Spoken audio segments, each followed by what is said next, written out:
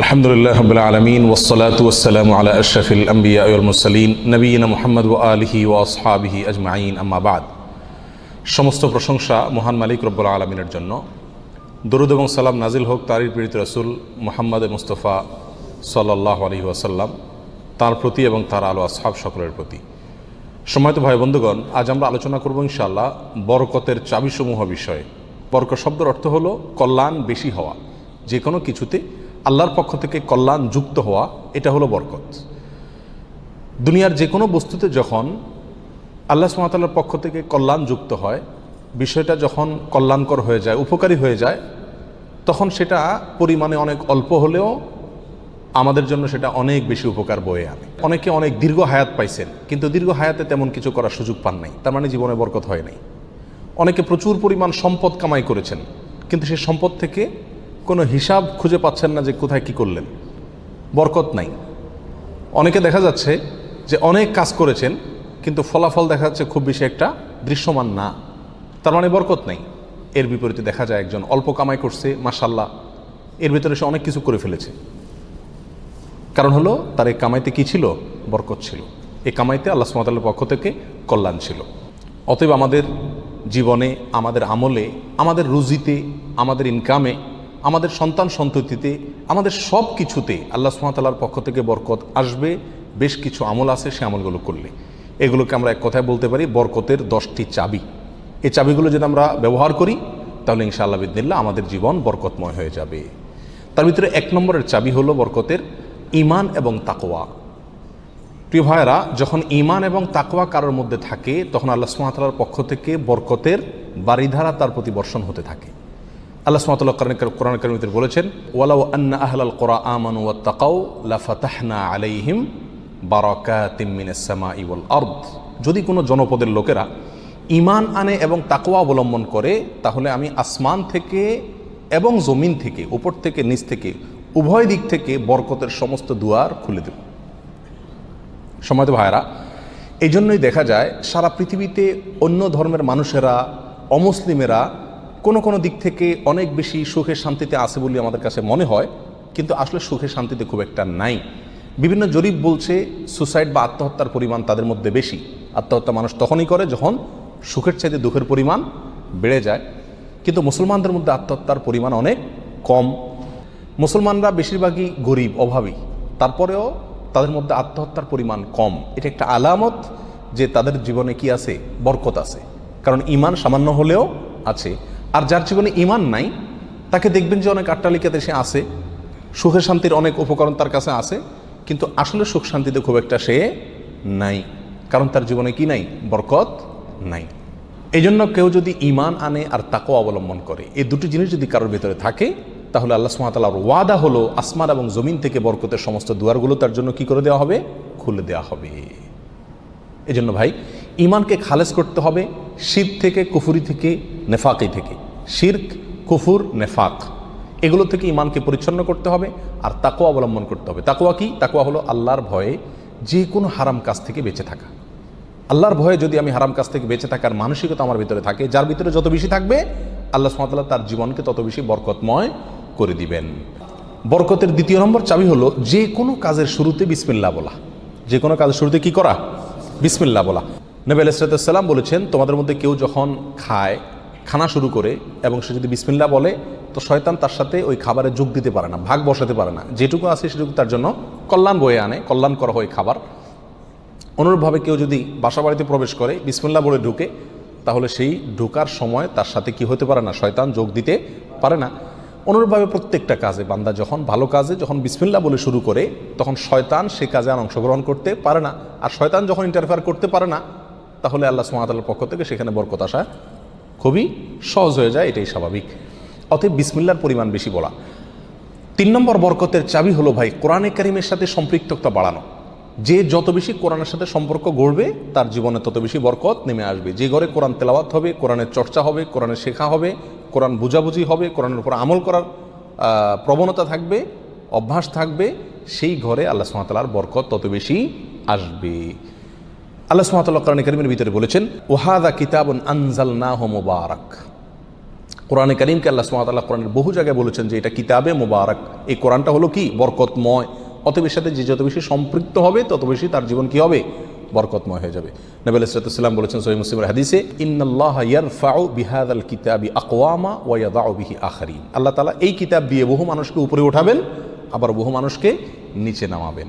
অর্থাৎ এই কিতাব কোরআন এটাকে যারা ফলো করবে আল্লাহ তাআলা তাদেরকে মর্যাদা বাড়াবেন, আর যারা ফলো করবে না তাদের মর্যাদা কমাবেন। বাহ্যিকভাবে মনে হবে সুখের সাগরে ভাসছে, আসলে দুঃখের কোনো অন্ত তাদের জীবনে থাকবে না। তাহলে বরকতের 3 নম্বর চাবি হলো কি, কোরআনের সাথে সম্পর্ক বেশি বেশি করা, কোরআন তেলাওয়াত করা, কোরআন বুঝা, কোরআন অনুযায়ী আমল করার চেষ্টা করা। যত বেশি যে করবে আল্লাহ তাআলা তার জীবনের প্রতিটা পদে পদে তত বেশি কি দিবেন, বরকত দান করবেন। বরকতের 4 নম্বর যে চাবি আছে সেটা হলো ভাই সাদাকা করা, দান করা। কি করা? দান করা, সাদাকা করা।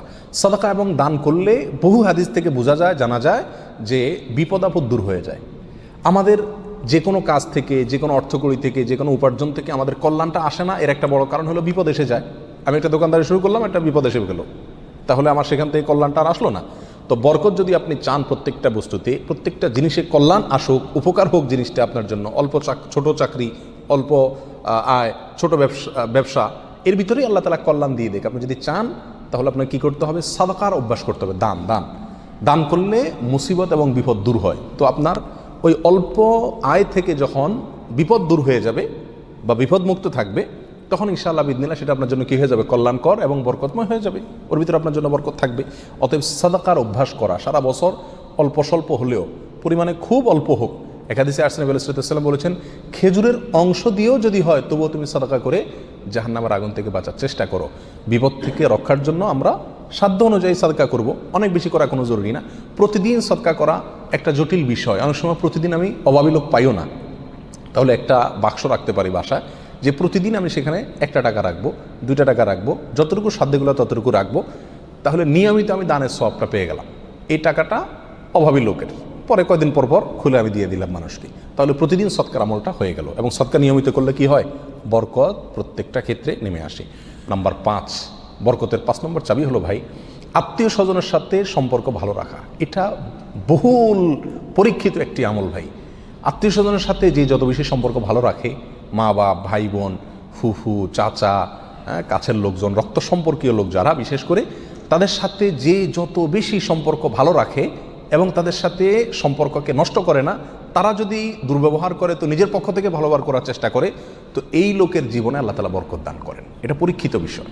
অতএব এই চাবিটি বরকতের, এটা খুবই গুরুত্বপূর্ণ। 5 নম্বর, অর্থাৎ আত্মীয় স্বজনের সাথে, রক্ত সম্পর্কীয় লোকদের সাথে কী করতে হবে, সম্পর্ক সবসময় বিল্ড আপ করার চেষ্টা করতে হবে, তাদের খোঁজখবর নিতে হবে, সাধ্য অনুযায়ী তাদের পাশে দাঁড়াতে হবে। যদি পাশে দাঁড়াতে নাও পারেন, অন্তত সম্পর্কটাকে কী করতে হবে, ভালো রাখার চেষ্টা করে যেতে হবে। নাম্বার 6, বরকতের 6 নম্বর চাবি হলো ভাই, সকালবেলায় ভোরে ভোরে কাজে যাওয়া। নবী আলাইহিস সালাম দোয়া করেছেন, আল্লাহুম্মা বারিক লি উম্মতি ফি বুকুরিহা, আল্লাহ আমার উম্মতকে সকালবেলা আপনি বরকত দান করবেন। অন্য এক রওয়ায়াতে আসছে বুরিক লি উম্মতি ফি বুকুরিহা, তিনি বলেছেন আমার উম্মতের জন্য সকালবেলার সময়টাতে বরকত দেওয়া হয়েছে। অতএব সকালের সময়টাতে আপনি ঘুমায় থাকেন, তাহলে বরকত কোত্থেকে আসবে? এই টাইমটাতে কাজ করতে হবে।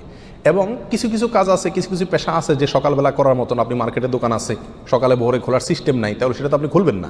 কিন্তু অন্তত তার প্রস্তুতি, প্রাক প্রস্তুতিগুলো সকাল থেকে হয়ে যাওয়া উচিত। এবং সকালের টাইমটা আসলে ঘুমের কোনো উপযুক্ত টাইম না। আপনি রাতে ভালো করে ঘুমান, বেশি করে ঘুমান, সকালে ঘুমাবেন না, দুপুরে ঘুমান, কিন্তু সকালে ঘুম এটা কোনো প্রশংসনীয় ঘুম নয়, স্বাস্থ্যের জন্য ভালো নয়, ইসলামী দৃষ্টি থেকেও খুব বেশি প্রশংসনীয় নয়। এই জন্য সকালবেলা যদি কাজে বের হওয়া যায় তাহলে ইনশাআল্লাহ জীবনে কি আসবে, বরকত আসবে। যে কাজই করেন আপনি সকালবেলা, সেই কাজে আল্লাহ তাআলা কি দিবেন, বরকত দান করবেন। নাম্বার 7, বরকতের 7 নম্বর চাবি হলো ভাই, নিজে 5 ওয়াক্ত সালাত আদায় করতে হবে এবং পরিবারের লোকদেরকে সালাতের নির্দেশ করতে হবে। বহু লোক নিজে নামাজ পড়ে, কিন্তু বাচ্চা কাচ্চা, ফ্যামিলির লোকজন তারা নামাজ পড়ছে কিনা সে বিষয়ে কী করে না, খবর রাখে না। আল্লাহ সুবহানাহু ওয়া তাআলা কোরআন কারীমের ভিতরে বলেছেন, ওয়া উমুর আহলাকা বিস-সালাত, তুমি তোমার পরিবারকে নামাজের নির্দেশ করো, নিজে তো পড়তেই হবে, পরিবারকেও নির্দেশ করো, ওয়াসতাবির আলাইহা, এবং এটার উপর অটল থাকো, ধরে রাখো এটাকে। তাহলে কি হবে, লা নাসআলুকা রিজকা, আমি তোমাদের কাছ থেকে, আল্লাহ বলছেন আমি তোমাদের কাছ থেকে রিজিক চাই না, নাহনু নারযুকুকা ওয়াল আকিবাতু লিত-তাকওয়া, বরং এই কাজ করলে, আমল করলে আমি তোমাদেরকে রিজিক দিব, বরকত চলে আসবে ইনশাআল্লাহ। নামাজ নিজে পড়তে হবে এবং পরিবারকে নামাজের নির্দেশ করতে হবে। নাম্বার 8, বরকতের 8 নম্বর চাবি হলো ভাই, তাওয়াক্কুল করা আল্লাহর উপরে, আল্লাহর উপরে ভরসা করা। মুমিন যত বেশি আল্লাহর উপরে ভরসা করবে, আল্লাহ তাআলা তত বেশি তাকে সাহায্য করবেন। আর আল্লাহর প্রতি ভরসা যত কমে যাবে, আস্থা যত কমে যাবে, নির্ভরতা যত কমে যাবে, দুনিয়ার কোনো বস্তুর প্রতি যখন আস্থা বেশি হয়ে যাবে, আল্লাহ তাআলা তাকে ওই বস্তুর হাতেই বেইজ্জত করে ছাড়েন। এটাই আল্লাহ সুবহানাহু ওয়া তাআলার সুন্নাহ। যার কারণে আল্লাহর প্রতি যে যত বেশি তাওয়াক্কুল করে, আল্লাহ তাআলা তাকে তত বেশি উদ্ধার করেন এবং সাহায্য করেন। বরকতের জন্য এটা একটা অন্যতম উপায়। যে যত বেশি আল্লাহর উপরে ভরসা করবে, বিশেষ করে রিজিকের ব্যাপারে, তত বেশি আল্লাহ সুবহানাহু ওয়া তাআলার পক্ষ থেকে কী আসবে? বরকত আসবে। একটু কোনো কারণে আমাদের ইনকামের উপরে চাপ আসলে, প্রেশার আসলে আমরা অস্থির হয়ে যায়, হাউতাশ হয়ে যায়, নিরাশ হয়ে যায়। অনেকে তো আজেবাজে মন্তব্য করা শুরু করি, আল্লাহর উপর তাওয়াক্কুল থাকে না। তো আসবে কোত্থেকে রিজিক? রিজিক আসবে তখন যদি আল্লাহর উপরে ভরসাটা পূর্ণ মাত্রায় থাকে। নবী আলাইহিস সালাতু ওয়াস সালাম বলেছেন, লাউ তাওয়াক্কালতুম আলাল্লাহি হাক্কা তাওয়াক্কুলিহি, আল্লাহর প্রতি যেরকম ভরসা রাখা দরকার, যেরকম আস্থা রাখা দরকার, তোমরা যদি সেই মাপের আস্থা রাখতে পারো, নির্ভরতা আল্লাহর উপরে তোমরা রাখতে পারো, তাহলে কি হবে? লা রাযাকাকুম কামা ইয়ারযুকুত তাইর, আল্লাহ তাআলা পাখিকে যেভাবে রিজিক দেন তোমাদেরকে সেভাবে রিজিক দিবেন। সারপ্রাইজ রিজিক, কল্পনাও করতে পারবো না কোথায় আল্লাহ রিজিকের ব্যবস্থা করে রাখছে। এরকম বরকত জীবনে নেমে আসবে যদি কি করা হয়? আল্লাহর উপরে পরিপূর্ণ তাকওয়া, এই তাওয়াক্কুল অবলম্বন করা হয়। বরকতের জন্য 9 নম্বর আমল হলো বেশি বেশি ইস্তেগফার করা। কি করা ভাই? ইস্তেগফার করা। ইস্তেগফার, উঠতে চলতে ফিরতে সব সময় ইস্তেগফার করা। আস্তাগফিরুল্লাহ ওয়া আতুবু ইলাইহি, আস্তাগফিরুল্লাহাল্লাযী লা ইলাহা ইল্লা হুয়াল হাইয়ুল কাইয়্যুম ওয়া আতুবু ইলাইহি। অথবা সাইয়্যিদুল ইস্তেগফার পড়া। কিচ্ছু না পারেন, শুধু আস্তাগফিরুল্লাহ পড়া, আস্তাগফিরুল্লাহ আস্তাগফিরুল্লাহ আস্তাগফিরুল্লাহ ওয়া আতুবু ইলাইহি, এতটুকু পড়া। এবং যখন পড়বেন অর্থ বুঝে পড়বেন। আল্লাহর কাছে ক্ষমা চাচ্ছেন আপনি, আর ক্ষমা চাইলে ক্ষমা চাওয়ার মোড থাকে আলাদা। একটা মানুষের কাছে যখন মাপ চান আপনি, তখন মাপ চাওয়ার মোড ভিন্ন থাকে না? আস্তাগফিরুল্লাহ যখন বলবো তখন নিজের অপরাধের কথা স্মরণ করে, অথবা আমি যে বহু অপরাধ করি সেই কথাটা মনে করে আল্লাহর কাছে ক্ষমা চাইব। যত বেশি ইস্তেগফার করব তত বেশি রিজিক আসবে। সূরা নূহের ভিতরে আল্লাহ সুবহানাহু ওয়া তাআলা আল্লাহ নবী নূহ আলাইহিস সালাম সম্পর্কে বলেছেন যে নূহ আলাইহিস সালাম বলেছেন তার জাতিকে, ফাকুলতুস্তাগফিরু রাব্বাকুম ইন্নাহু কানা গাফফারা। তিনি বলেন, আমি আমার জাতিকে বলেছিলাম তোমরা তোমাদের রবের ইস্তেগফার করো, তোমাদের রব ক্ষমাশীল। তাহলে কি হবে? ইস্তেগফার করলে 1 নম্বর হলো তিনি ক্ষমা করবেন, তারপরে ওয়ায়ুমদিদুকুম বিআমওয়ালিন ওয়া বানিন ওয়ায়াজআল লাকুম জান্নাতিন ওয়ায়াজআল লাকুম আনহারা, সম্পদ এবং সন্তান, পরিবার, এই দুইটা দিয়ে তোমাদেরকে শক্তিশালী করবেন, রিচ করে দিবেন, সমৃদ্ধ করে দিবেন। ওয়ায়াজআল লাকুম জান্নাতিন ওয়ায়াজআল লাকুম আনহারা, তোমাদের জন্য বাগবাগিচা দিবেন এবং নহর প্রসবন দান করবেন, অর্থাৎ রুজি রুটির বরকত দান করবেন। সম্মানিত ভাই বন্ধুগণ, তাহলে ইস্তেগফার করলে রুটি রুজির বরকত হয়, সম্পদে আপনার বরকত হয়, সন্তানে বরকত হয়, পরিবারে বরকত হয়। অতএব ইস্তেগফার বেশি বেশি করতে থাকতে হবে। নবী আলাইহিস সালাম বলেছেন, মাল্লাজিমাল ইস্তেগফার, যে ব্যক্তি ইস্তেগফারকে ধরে রাখবে, সবসময় নিয়মিত ইস্তেগফার করবে, জাআলাল্লাহু মিন কুল্লি যিকিন মাখরাজা, সকল কঠিন মুহূর্ত থেকে বের হওয়ার জন্য আল্লাহ তাআলা তাকে পথ দেখাই দিবেন। ও কুল্লি হাম্মিন ওমিন কুল্লি হাম্মিন ফারাজা, সকল পেরেশানি থেকে আল্লাহ তাআলা তার জন্য প্রশস্ততার পথ দেখাই দিবেন, যদি সে ইস্তেগফারকে ধরে রাখে। 1-2 বার পড়া না, নিয়মিত পড়তে থাকে, ধরে রাখে। অতএব বরকতের জন্য বেশি বেশি ইস্তেগফার করতে হবে। 10 নম্বর বরকতের চাবি হলো ভাই, পরিপূর্ণ সালামের ব্যাপক পরিমাণে প্রচলন ঘটাতে হবে, দিতে হবে। সালামের পরিপূর্ণ রূপ হলো আসসালামু আলাইকুম ওয়া রাহমাতুল্লাহি ওয়া বারাকাতুহু। এখানে আমরা সবাই জানি দোয়া করা হয়, আপনার প্রতি শান্তি বর্ষিত হোক, আল্লাহর রহমত বর্ষিত হোক এবং আল্লাহর বরকত নাজিল হোক আপনার প্রতি। তাহলে আপনি যখন কারোর প্রতি সালাম দিচ্ছেন, পূর্ণাঙ্গ সালাম, আসসালামু আলাইকুম ওয়া রাহমাতুল্লাহি ওয়া বারাকাতুহু, তার মানে আপনি কেমন যেন তার জন্য বরকতের দোয়া করছেন, শান্তির দোয়া করছেন। আর হাদিসে আসছে, কোনো মুসলিমের জন্য যদি আপনি বরকতের দোয়া করেন বা যে কোনো দোয়া করেন, তো ফেরেশতা আপনার জন্য দোয়া করে আল্লাহ এই বান্দাকেও আপনি দান করেন। তাছাড়া যাকে সালাম দিবেন তিনিও জবাব দিবেন। আপনি যেহেতু অবারাকাতু পর্যন্ত পড়বেন, তার জন্য উচিত হবে অবারাকাতু পর্যন্ত দেওয়া। সালাম যতটুকু দেওয়া হয় পরিপূর্ণ কমপক্ষে অতটুকু দিতে হয়। অতএব যত বেশি সালাম দেওয়া হবে তত বেশি ফেরেশতা আমার জন্য বরকতের দোয়া করবে, আর যাকে সালাম দিচ্ছি তিনিও করবেন। তাহলে সালামের প্রচলন ব্যাপক পরিমাণে যদি করতে পারি, তাহলে আমাদের জীবনে কি আসবে ভাই? বরকত নেমে আসবে। আর আগেই বলেছি, বরকতের অল্প বেবরকতের বহুর চাইতে উত্তম এবং শ্রেষ্ঠ। আল্লাহ তাআলা আমাদেরকে বরকতের সম্পদ দান করুক। অধিক সম্পদ নয়, বরকতের সম্পদ। আল্লাহ তাআলা আমাদের বরকতের সন্তান দান করুক। অধিক সন্তান নয়, বরকতের সন্তান। কল্যাণ যে সন্তানে আছে সেখানে অনেক বেশি হলো, কিন্তু কল্যাণ তার ভিতরে নাই, উপকারটা নাই, তাহলে এই বেশির কোনো লাভ হলো না। আল্লাহ তাআলা আমাদের গোটা জীবনকে, আমাদের উপার্জনকে, আমাদের সম্পদকে, আমাদের নেকামলকে, আমাদের সন্তান সন্ততিকে, আমাদের পরিবারকে, পরিজনকে, আমাদের চিন্তা চেতনাকে, আমাদের সব কিছুকে আল্লাহ সুবহানাহু ওয়া তাআলা বরকতময় করে দিন। সব কিছুতে আল্লাহ তাআলা কল্যাণ এবং উপকারিতা প্রচুর পরিমাণে বৃদ্ধি করে দিন। জাযাকুমুল্লাহ ওয়া আখিরু দাওয়ানা আলহামদুলিল্লাহি রাব্বিল আলামিন।